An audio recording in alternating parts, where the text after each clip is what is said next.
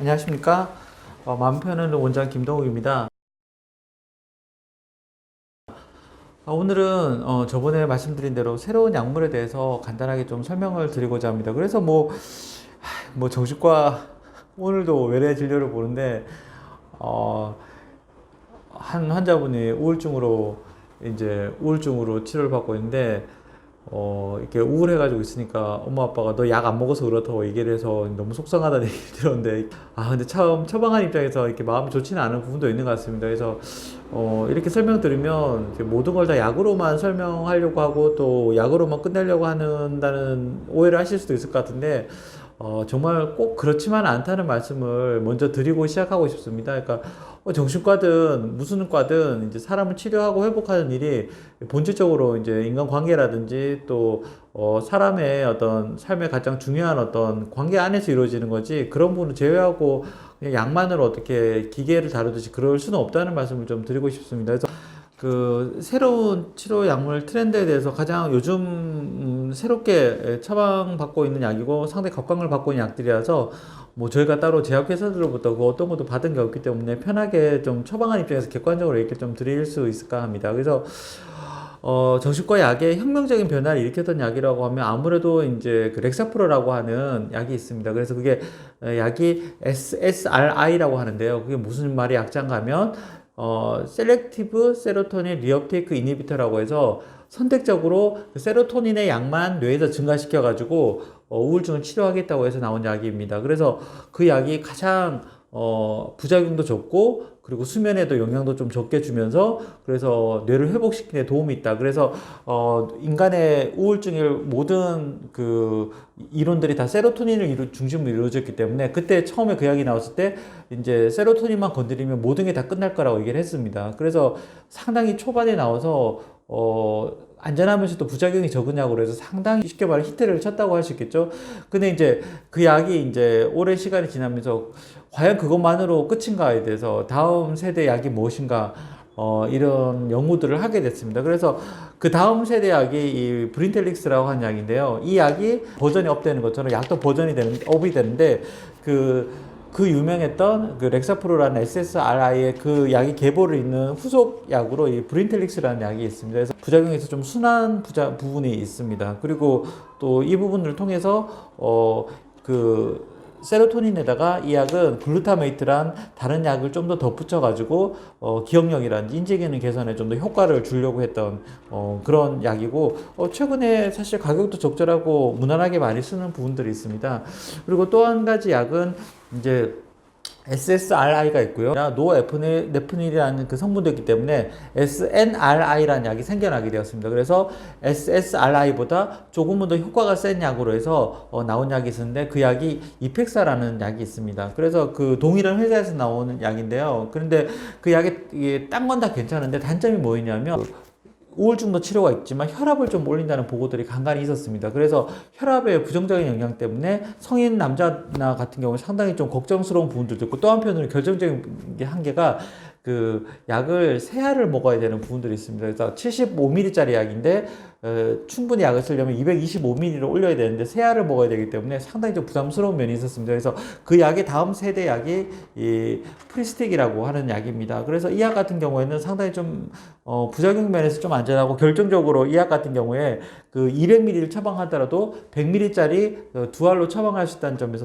장점이 있고요. 그리고 고혈압 면에서 상당히 좀 유리한 기존 약에 비해서 좀 업그레이드된 유리한 면들이 있습니다. 그리고 우울증에 있어가지고도 상당히 치료 효과도 괜찮은 부분으로 알려져 있고요. 근데 가격이 조금 비싼 것 같습니다. 그리고 이제 아마 SSRI, SNRI가 아마 이제 잠이 오지 않는 쪽 계열 약 중에서 상당히 많이 처방하고 있는 가장 무난한 약이기도 합니다. 이름들이 다 좀 특이해서 그런데 이미프라민이나 이제 프라민 계열의 그 TCA라는 아주 70년대 오래된 약들이 있습니다. 근데 그 약들의 장점이 뭐냐면 단점이기도 한데 잠을 좀 많이 오게 하는 부분들이 있습니다. 그런데 그 다음날 좀 휘청거리기도 어지럽다는 보고들이 있어가지고 요즘에는 이전에 비해서는 좀 덜 쓰게 되는 부분들이 있는데, 그 약의 모든 부작용을 획기적으로 줄이고 개선한 약이 그 레메론이라는 약이 있었습니다. 그런데 이제 그 약도 결국에는 잠을 많이 오게 하고 어지럼증이 지속되다 되는 부분들이 있었는데 그 약의 계보를 있는 대신에 그런 부작용들을 업그레이드한 약이 바로 이 아고틴이라는 약인데 성분은 아고멜라틴이라는 약입니다. 그래서 아마 이 약 같은 경우에는 그 수면 쪽도 그 수면 유도제나 안정제를 최소화하면서도 수면적인 면에서 효과가 좀 개선하는 데 도움이 될 수 있는 상당히 좀 어떻게 보면 기존 약들과는 조금 다른 차별성이 있으면서도 안정성이 확보되는 상당히 좀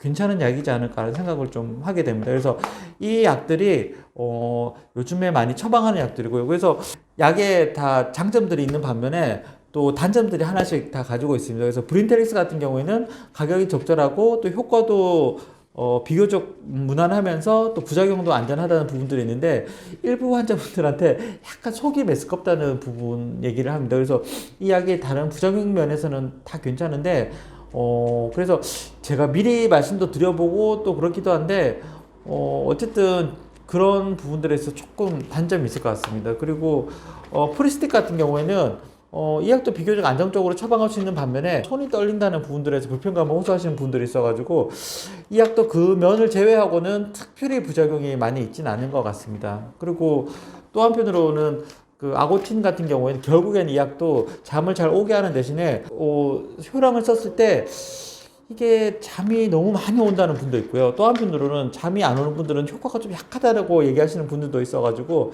이 약들도 조금 그런 면에서는 단점이 있을 것 같습니다. 그래서 하지만 대체적으로 이전에 비해서 부작용은 개선되면서 아까 제가 저번 시간에 설명드렸던 것처럼 인지 기능이라든지 또 판단 능력이라든지 또 사회적 관계를 개선하는 데 있어서는 기존의 약에 비해서는 확실히 진일보한 형태의 약이라고 보실 수 있을 것 같습니다. 그래서 아마 이 정도 이 세 가지 약을 놓고 보시면 기본적으로 많이 처방받는 약이니까 아마 본인이 드시는 약에 대해서 성격이 어떤지 좀 이해하시는 데 도움이 되실 것 같습니다. 그래서 아마 제 생각에 이게 어떻게 보면 그 주류라고 할 수 있는데 비주류에 해당하는 항우울제들도 있어가지고 아마 그 부분도 한 번씩 설명을 좀 드리고 싶습니다. 아마 그리고 마지막으로 설명드리고 싶은 것은 그 에스케타민이라고 하는데요. 그러니까 전혀 이쪽 계열과는 다른 케타민 계열의 마취약 관련된 약이었는데 아마 이 부분과 관련된 약이 올 연말쯤이나 아니면 아마도 내년쯤 출시되지 않을까 하는 생각을 하고 있습니다. 그래서 FDA 승인도 떨어진 상태고요. 그래서 코에 뿌리고 저희가 이제 관심을 가지는 이유가 기존 약제에 비해서 자살사고나 우울감을 빠른 시일 내에 없애는데 상당히 효과적이라는 보고가 있는 것 같습니다. 그리고 조울증을 유발할 정도로 기분 변화를 유발할 수가 있는데 그런 경우에도 안정적으로 좀 쓸 수 있다는 보고들도 있고요. 그래서 기대를 많이 하고 있는데 제 생각에는 딴 건 다 좋은데 가격이 얼마가 나올지 상당히 궁금합니다. 그래서 아마 나오게 된다 그러면 저희 병원에서도 당연히 처방을 하면서 경과를 좀 보고 싶은데요. 그래서 우울증 치료에 대한 여러 가지 스탠드가 많이 바뀌고 있으니까요. 꾸준히 관심 가져주시고 저 유튜브 사이트를 보시게 된다 그러면 충분히 이렇게 새로운 정보를 업데이트하는 데 도움이 될 것 같습니다. 그래서 오늘 말씀드린 정보를 가지고 아마 치료하시는 데 도움이 좀 되셨으면 좋겠습니다. 그래서 새해가 밝았는데 새해도 복 많이 받으시고 또 저희 유튜브 올해 한 해도 계속해서 관심 가져주시면 감사하겠습니다. 좋아요와 구독 꼭 눌러주세요. 감사합니다.